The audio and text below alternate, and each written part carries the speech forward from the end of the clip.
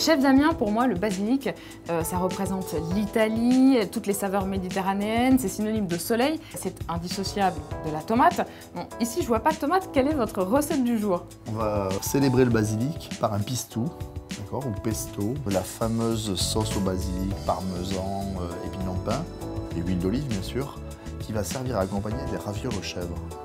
Dans les ingrédients, j'aperçois en premier le basilic, qui va être mixé avec huile d'olive, parmesan et pignon de pain.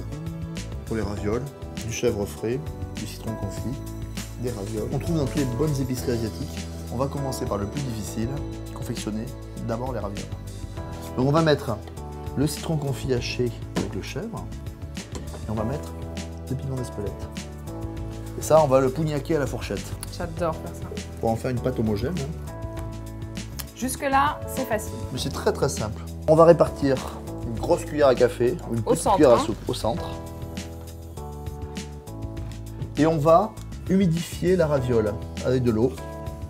Prochaine étape, nous allons recouvrir les ravioles. Un joli chapeau. Le plus compliqué maintenant, c'est de bien souder ma raviole. Et pas faire trop de plis. Et vous allez découper.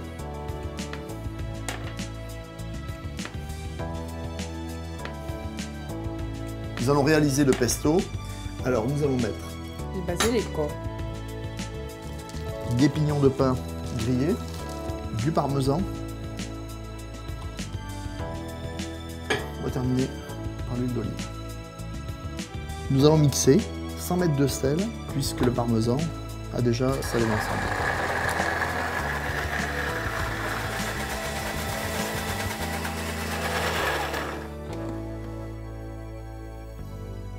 Alors on va cuire les ravioles, vous allez assaisonner l'eau.